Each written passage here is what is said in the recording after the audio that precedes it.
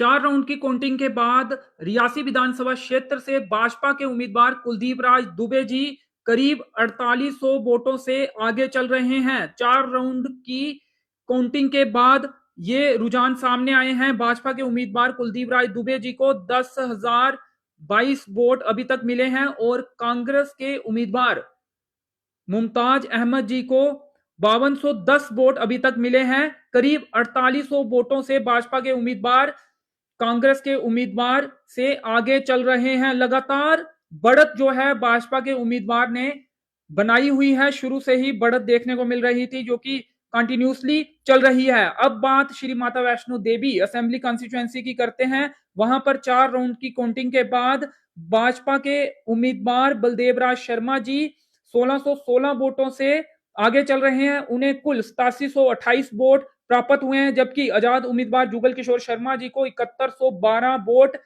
मिले हैं और वो 1616 वोटों से भाजपा के उम्मीदवार से पीछे चल रहे हैं। जबकि जो कांग्रेस के और नेशनल कॉन्फ्रेंस के साझा उम्मीदवार हैं भूपिंदर सिंह जी, उन्हें 2545 वोट ही मिले हैं। आजाद उम्मीदवार श्याम सिंह जी, जिन्हें वो ये दावा कर रहे थे कि वो बारीदारों के उम्मीदवार हैं, और भी मुद्दे उन्होंने उठाए थे, लेकिन बारीदारों का प्रमुख मुद्दा उन्होंने हल करने की बात कही थी। उन्हें 1250 वोट ही अभी तक 4 राउंड की काउंटिंग के बाद मिले हैं। ये श्री माता वैष्णो देवी असेंबली कॉन्स्टिट्यूएंसी की बात कर रहे थे। उससे पहले रियासी के बारे में हमने आपको बताया। रियासी में भाजपा के उम्मीदवार करीब 4800 वोटों से 4800 वोटों से आगे चल रहे हैं और श्री माता वैष्णो देवी में भाजपा के उम्मीदवार 1616 वोटों से 4 राउंड की काउंटिंग के बाद आगे चल रहे हैं। अब आपको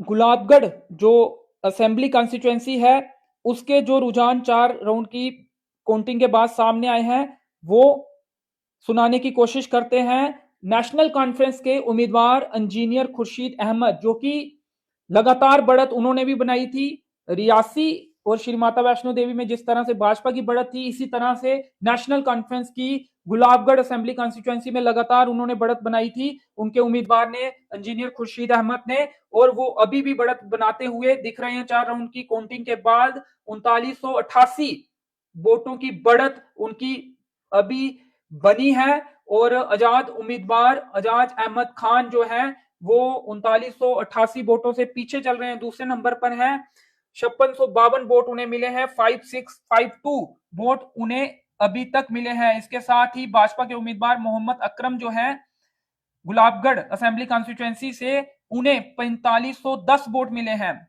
थोड़ा ये जो 4510 वोट है, हालांकि ऐसा लग रहा था कि ये काफी पीछे रहेंगे, लेकिन जो आजाद उम्मीदवार आजाद अहमद खान और इनके बीच में करीब 1100 वोटों का ही अंतर, 1100 प्लस वोटों का ही अंतर अभी तक दिख रहा है। हालांकि इंजीनियर खुर्शीद से अगर इनकी कंपैरिजन करें तो 5130 वोट ये पीछे हैं, लेकिन आजाद अहमद खान जी से अगर कंपैरिजन करें तो करीब 1100 वोटों का ही अंतर यहां पर दिख रहा है। और जिस तरह से माना जा रहा था कि जीत तक शायद ना पहुंच पाए, लेकिन अभी 4 राउंड की काउंटिंग हुई है। हम ऐसा कुछ नहीं कह रहे कि ये इसमें कौन जीता है या कौन हारेगा, लेकिन भाजपा को वहां पर अपर एज तो नहीं था। भाजपा तीसरे नंबर पर ही काउंट की जा रही थी। 4510 वोट जो है अभी तक मोहम्मद अकरम ने यहां पर गुलाबगढ़ असेंबली कॉन्स्टिट्यूएंसी में प्राप्त किए हैं। उसके बाद मोहम्मद फारूक जो हैं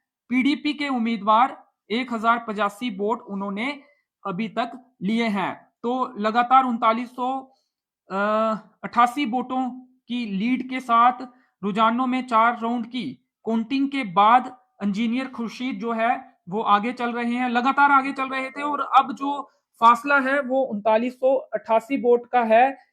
इंजीनियर खुर्शीद आगे है 3988 वोटों से और आजाद अहमद खान उनसे 3988 वोटों से पीछे चल रहे हैं। गुलाबगढ़ सीट में इन दोनों के बीच में ही कड़ा मुकाबला देखा जा रहा था, और लेकिन एनसी ने थोड़ा चुकाया है, क्योंकि लगातार उन्हीं की बढ़त जो है वो देखी जा रही है। जो एग्जिट पोल थे या फिर जो चर्चाएं थी, जो सोशल मीडिया में चर्चाएं थी, फिजिकल जो बातचीत होती थी लोगों की, उसमें इन दोनों के बीच में कड़ा मुकाबला कहा जा रहा था। लेकिन एनसी के उम्मीदवार ने लगातार बढ़त बनाई हुई है। एजाज अहमद खान जी को आगे नहीं निकलने दिया है। अभी तक के जो काउंटिंग हुई है 4 राउंड की, 13 में से 4 राउंड की काउंटिंग हुई है, 13 राउंड की कुल काउंटिंग होनी है, यानी कि अभी आधी भी काउंटिंग जो है वो नहीं हुई है।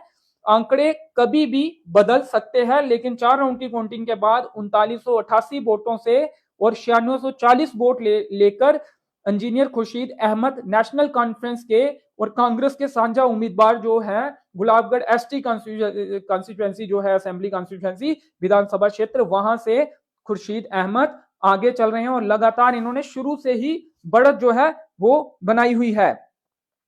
अब कटरा का एक बार फिर बता दें, शुरू में भी बताया कि बलदेवराज शर्मा जी 4 राउंड की काउंटिंग के बाद 1616 वोटों से आगे चल रहे हैं। दूसरे नंबर पर जुगल किशोर शर्मा जी हैं। बलदेवराज शर्मा जी को 8728 वोट मिले हैं और जुगल जी को 4 राउंड की काउंटिंग के बाद 7112 वोट मिले हैं। 1616 वोटों का अंतर है, भाजपा उम्मीदवार आगे है। रियासी की बात करें तो 10,022 वोटों के साथ सबसे आगे कुलदीप राज दुबे जी शुरू से ही लीड बनाए हुए हैं। दूसरे नंबर पर जो कांग्रेस के उम्मीदवार मुमताज अहमद जी हैं, उन्होंने 5210 वोट लिए हैं। 4 राउंड की काउंटिंग के बाद करीब 4800 वोटों का अंतर यहां पर दिख रहा है। तो जो शुरू से रुझान आ रहे थे, कहीं ना कहीं वो आगे वैसे ही बढ़ते हुए दिख रहे हैं। अंतर जो है थोड़ा थोड़ा बढ़ता जा रहा है, मार्जिन जो है बढ़ता जा रहा है। 2 सीटों पर रियासी और श्री माता वैष्णो देवी में जो भाजपा के उम्मीदवार हैं, दोनों सीटों पर वो आगे चल रहे हैं। एक में 4800 का अंतर है और दूसरे में जो अंतर है वो थोड़ा कम है, 1616 वोटों का ही अंतर उसमें देखा जा रहा है। उसमें राउंड भी कम होंगे। तो ऐसे में क्या आजाद उम्मीदवार जुगल किशोर शर्मा जी इस अंतर को पाट पाएंगे या फिर नतीजे भाजपा के पक्ष में ही आएंगे? अभी हालांकि काउंटिंग चल रही है, इलेक्शन है, अभी कुछ भी कहना संभव नहीं है। एक रोमांचक मुकाबला जरूर इसे कहेंगे और सोशल मीडिया में भी और चर्चाओं में भी कहा जा रहा था कि गुलाबगढ़ सीट से और श्री माता वैष्णो देवी असेंबली कॉन्स्टिट्यूएंसी में रोमांचक मुकाबला हो सकता है। और गुलाबगढ़ में तो अंतर ज्यादा हो गया है, लेकिन माता वैष्णो देवी असेंबली कॉन्स्टिट्यूएंसी में अभी 1616 वोटों का ही अंतर है। हालांकि यहाँ वोटर्स की संख्या भी कम है। वोटिंग परसेंटेज पूरी डिस्ट्रिक्ट की 3 विधानसभा क्षेत्रों की बात करें तो ज्यादा हुई थी, लेकिन कुल वोटर्स की संख्या जो है वो यहां पर कम है। तो ऐसे में ये जो मार्जिन आ रहा है 1616 वोटों का, वो जो लीड बनाई है, वोटर्स की संख्या कम है, तो ऐसे में क्या जुगल किशोर इसे पाट पाएंगे या मुश्किल होगा? ये कुछ देर के बाद या फिर आने वाले 1-2 घंटे में स्पष्ट हो जाएगा। लगातार काउंटिंग जो है वो चल रही है। 2 सीटों पर भाजपा और एक पर नेशनल कॉन्फ्रेंस के उम्मीदवार आगे चल रहे हैं। लगातार अपडेट के साथ जैसे जैसे आंकड़े बदलेंगे, आपको अपडेट चुनावी नतीजों की देते जाएंगे। कमेंट्स में भी आप अगर कुछ पूछना चाहते हैं तो वो पूछ सकते हैं या फिर अपनी अपनी राय जो है वो लिख सकते हैं। फिलहाल इस अपडेट में इतना ही। मुझे दीजिए अनुमति। धन्यवाद।